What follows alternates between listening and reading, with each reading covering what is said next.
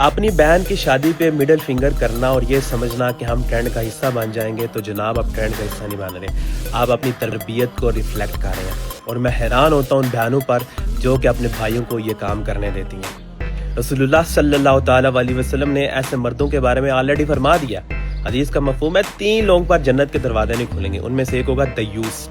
اب دیوس کا مطلب یہ ہے کہ وہ مرد جو اپنی ماں، بہن، بیوی، بیٹی کو سریعام فحاشی پھیلاتے دیکھیں، ناچتے دیکھیں، اس پر خاموش ہو جائیں، یہ ہوتا ہے دیوس۔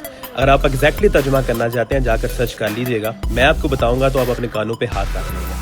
اب مجھے ان چیزوں سے ایشو کیوں ہے؟ دیکھیں انسٹاگرام پر چھوٹے چھوٹے بچے موجود ہیں جو یہ سب چیزوں کو دیکھیں گے، ان کے مائنڈ میں یہ سب چیزیں انسٹال ہوں گی، وہ کل کو یہ کام کریں گے۔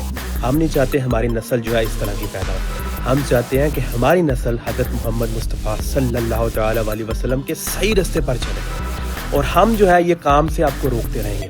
دیکھیں اس کی بڑی پیاری مثال لیجیے، کشتی ہے نا، آپ اس کشتی میں بیٹھے ہوئے ہیں، ایک شخص جو ہے اس کشتی میں سوراخ کر رہا ہے، اور ہم یہ سمجھیں کہ بھائی ہمیں یہ نہیں لے کے ڈوبے گی، تو یہ آپ کی بھول ہے۔ کشتی میں سوراخ ہو رہا ہے، کشتی میں پانی آئے گا، اس پانی میں آپ بھی ڈوبیں گے، چاہے ایک شخص نے سوراخ کیا ہوگا، اب چاہے ایک شخص برائی پھیلا رہا ہو۔ اگر آپ یہ سمجھیں گے نا ہمیں چیز افیکٹ نہیں کرے گی، تو آپ کی سب سے بڑی بھول ہے۔ آپ کی رسپانسبلٹی یہ ہے کہ آپ نے ان لوگوں کو ان کاموں سے روکنا ہے۔ دیکھیں انسٹاگرام کا الگوریتھم پاکستان میں سیٹ ہی ایسا ہوگا، انسٹاگرام جان بوجھ کے مسلمانوں کو چیزیں دکھاتا ہے تاکہ مسلمانوں کے بچوں کے مائنڈ ڈائیورٹ ہوں اور یہ اپنے دین سے دور ہوں۔ چائنا جاپان میں چلے جائیں نا، وہاں پر آئی ٹی کی کمرشلز چل رہی ہوتی ہیں، آئی ٹی کی ایڈز آ رہی ہوتی ہیں، آئی ٹی کی ریلز چل رہی ہوتی ہیں، وہ لوگ ترقی کرنا چاہتے ہیں۔ ہمارے ملک میں لوگ ترقی کام کرنا چاہتے ہیں، اس طرح کے وائرل ویڈیوز زیادہ بنانا چاہتے ہیں جس میں ان کی تہذیب اور تمیز ان کی عکاسی کاری ہو۔ لہٰذا میری باتوں کو اگر آپ مائنڈ کرتے ہیں تو کریں، میں کہتا ہوں مائنڈ کریں تاکہ آپ کو ہوش آئے، عقل آئے اور آپ ان چیزوں سے دور ہو۔